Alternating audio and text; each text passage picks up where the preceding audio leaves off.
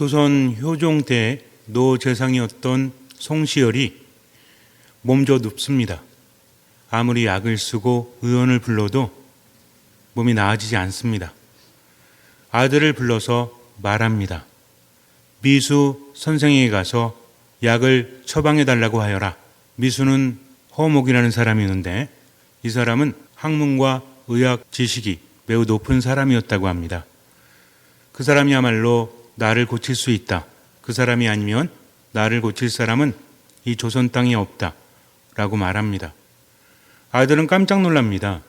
왜냐하면 허목과 송시열은 사이가 매우 안 좋았기 때문에 서로 당파가 달랐습니다. 서인과 남인의 대립은 매우 유명하죠. 송시열은 서인에 속했고 허목은 남인에 속하는, 그것도 그냥 속한 사람이 아니라 거드라고 불리웠던, 서로의 당파를 이끌었던 대표자들이기 때문입니다.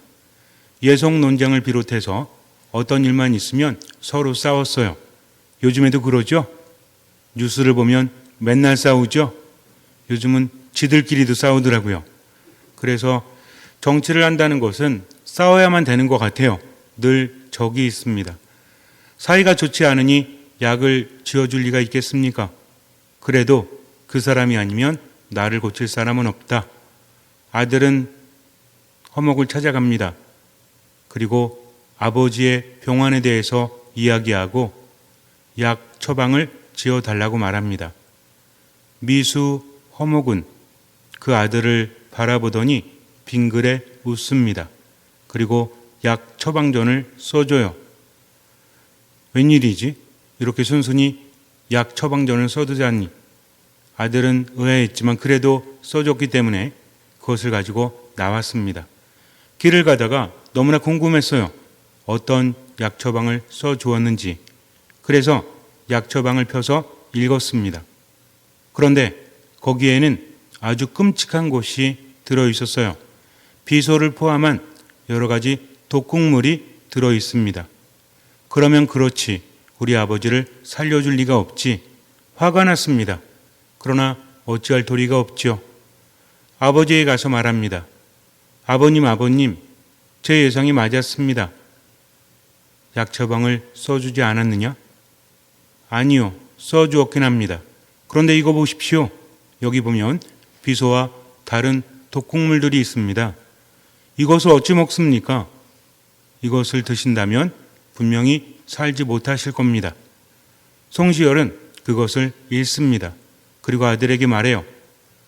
여기 있는 약 처방대로 약을 지어오너라. 왜 그러십니까? 아무 말하지 말고 지어오너라. 아버지 말씀이니까 약을 지어왔습니다. 송시열은 약을 보더니 단숨에 들이킵니다. 깜짝 놀랐죠. 아니, 아버님 왜 그러십니까? 아무리 다른 방법이 없다고 할지라도 이것은 아니지 않습니까? 그러나 송시열은 아무 말도 하지 않습니다. 바로 그 시간에 허목의 집에서는 허목 아랫사람들이 허목에게 묻습니다. 왜 약 처방을 지어주셨습니까? 정적인데. 허목이 말합니다. 내가 약 처방을 지어주었지만 그는 그대로 따르지 않을 것이다. 만일 그것을 따른다면 그는 살겠지만 그는 따르지 않을 것이다. 그러나 시간이 좀 흐른 다음에 송시열은 쾌차하였고 그것을 들은 허목은 그의 담대함에 대해서 칭찬을 했다고 합니다. 송시열은 정적이었지만 그의 의술을 믿었죠. 그가 나와는 다른 의견을 갖고 있지만 그래도 사람의 건강에 대해서 의학자로서 절대로 나쁜 짓은 하지 않을 것이라는 것을 믿습니다.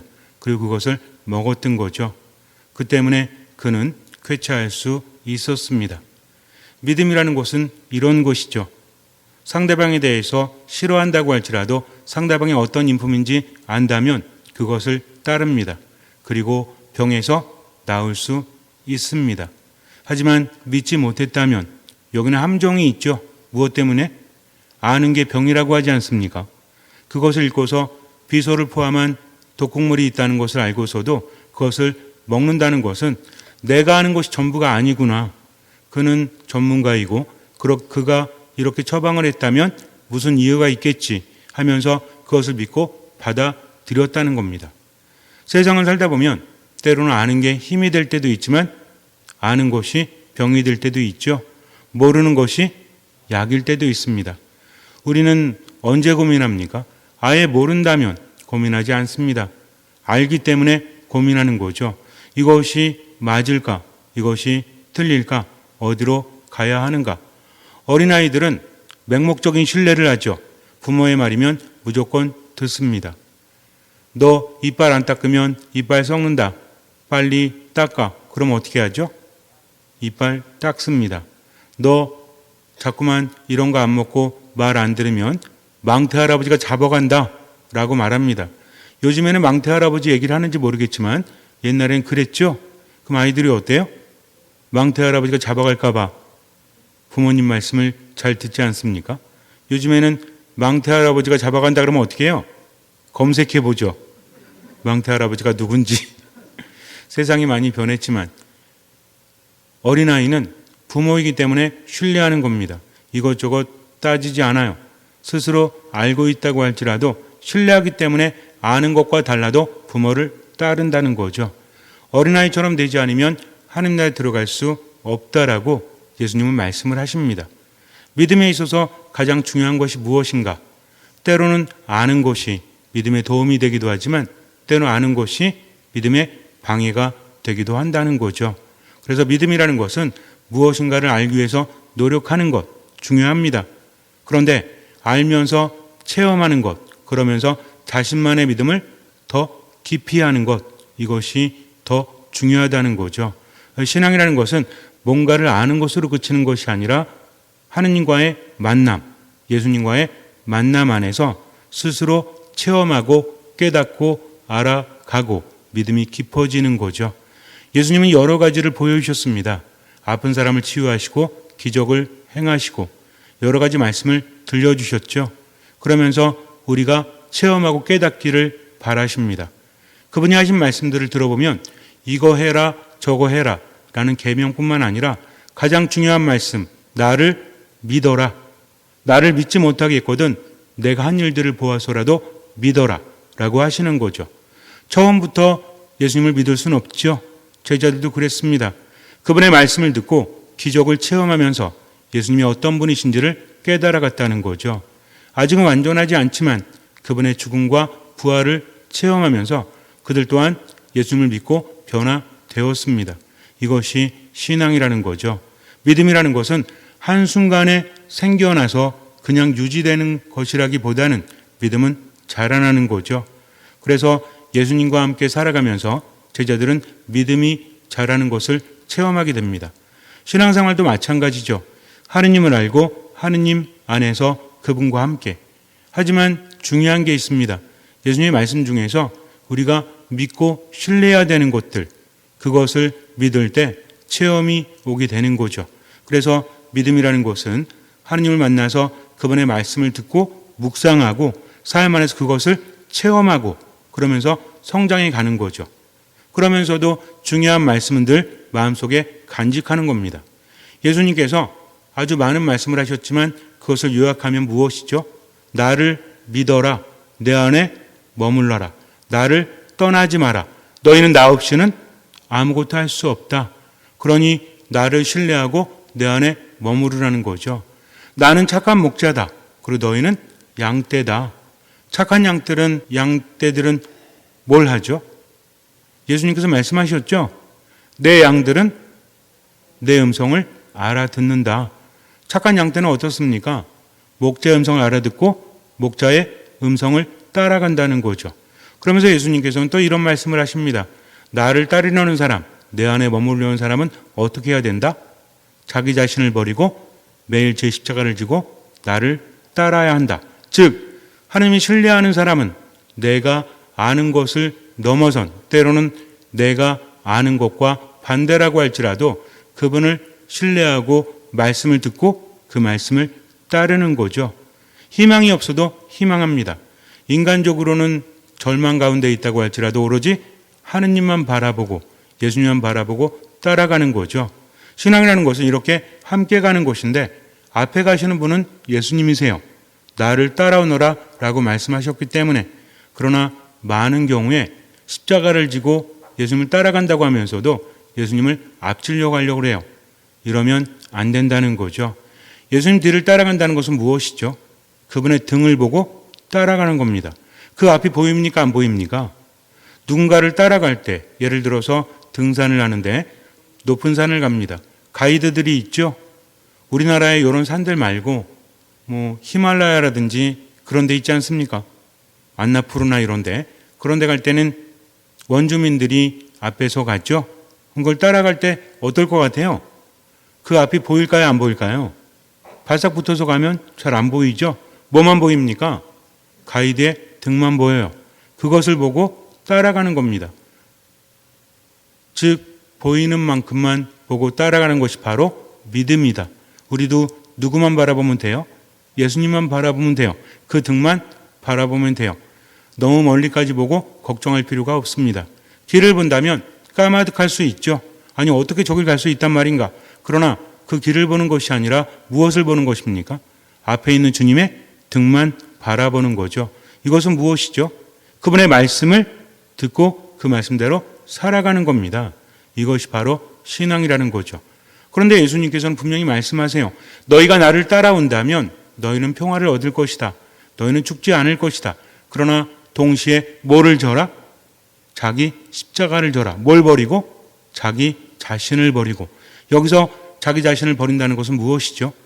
내가 아는 것들, 하느님 외에 내가 신뢰하는 모든 것들을 내려놓을 수 있어야 한다는 겁니다. 판단하지 않는다는 거죠. 그분의 말씀이기 때문에 그냥 따르는 겁니다. 그분을 신뢰하니까 내 생각과 다르다고 할지라도, 그리고 이건 아닌데 라는 생각이 든다고 할지라도 하느님의 말씀이요 예수님의 말씀이기 때문에, 원수를 사랑하는 말씀도 마찬가지죠. 그것이 가능하기 때문이 아니라 그것이 예수님의 말씀이니까 얼마만큼 할 수 있는 만큼 실천하는 겁니다. 안 될 때는 어떻게 해요? 아유 어떻게 인간이 그럴 수 있어 하면서 판단하고 포기하는 것이 아니라 뭐 하는 겁니까? 기도하는 거죠. 주님, 당신의 말씀대로 살아갈 수 있도록 당신의 말씀은 내 발의 등불입니다 하면서 기도하는 겁니다. 즉 최선을 다하고 안 될 땐 뭐 하는 사람? 기도하면서 맡기는 사람. 당신의 도우심이 없다면 저는 아무것도 할 수 없습니다 라고 고백하는 사람. 분명히 말씀하십니다. 나를 따르는 사람은 힘들 거다. 그래서 십자가를 지고 따라야 한다. 구약에서도 우리에게 말하고 있죠. 집회소에서 뭐라고 합니까? 집회소 2장을 보면 얘야 주님을 섬기러 나갈 때 너 자신을 시련에 대비시켜라. 즉 주님을 섬기러 나갈 때 무엇이 있다? 시련이 있다는 겁니다. 하느님 안에 머물고 그분을 따르고 신앙의 삶을 산다고 할지라도 고난은 있을 수밖에 없어요. 거기에 대비하라는 겁니다. 내 마음을 바로잡고 마음을 바로 잡으라죠. 확고히 다지며 재난이 닥칠 때 허둥대지 마라. 주님께 매달려 떨어지지 마라. 중요합니다. 그분께 매달려서 떨어지지 말라는 것이죠. 그분의 말씀을 부여잡고 살아가는 겁니다. 내가 마지막에 번창하리라. 너에게 닥친 것은 무엇이나 받아들이고 처지가 바뀌어 비천해지더라도 참고 견뎌라. 누굴 바라보면서? 하느님만을 바라보면서 그 말씀을 부여잡으면서. 신앙을 가지고 세상을 살아갈 때도 힘들죠.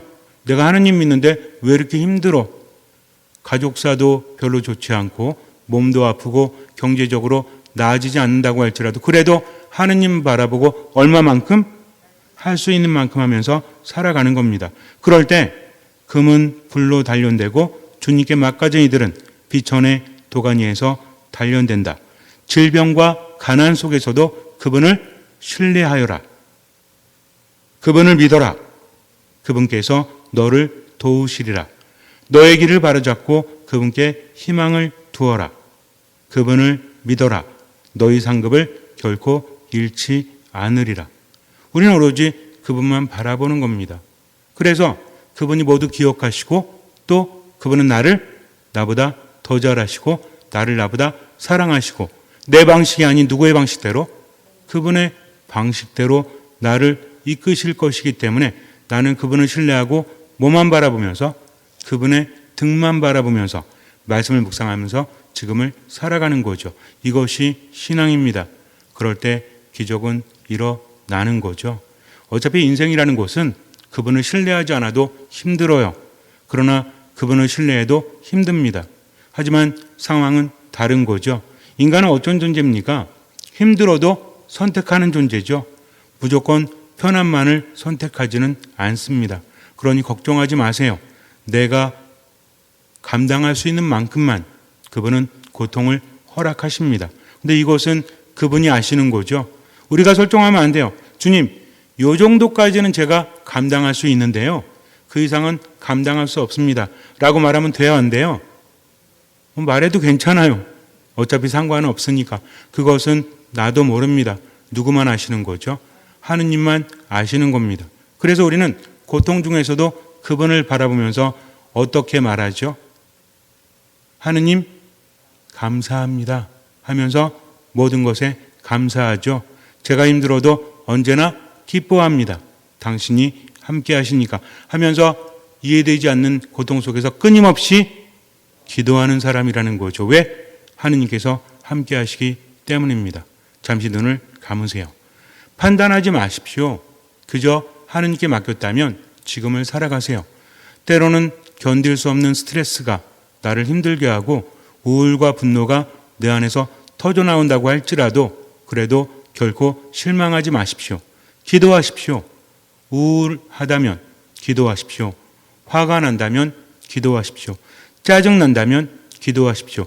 절망 속에서도 기도하십시오. 하느님께서 기억하심을 잊지 마십시오. 그리고 실현에 대비하십시오. 다른 것이 아닙니다. 그저 그분을 믿고 말씀대로 지금을 살아갈 뿐입니다. 하느님 바라보면서 언제나 기뻐하고 하느님 때문에 끊임없이 기도하고 모든 것에 감사하면서 미사, 말씀, 기도 안에 듣는 마음으로 머무는 겁니다. 최선을 다했다면 그냥 맡기십시오. 실망하지 말고 주님 안에서 희망을 가지고 그저 지금만 살아가십시오. 주님께서는 그 믿음을 보시고 우리 삶에 놀라운 기적을 일으켜 주실 것입니다. 아멘.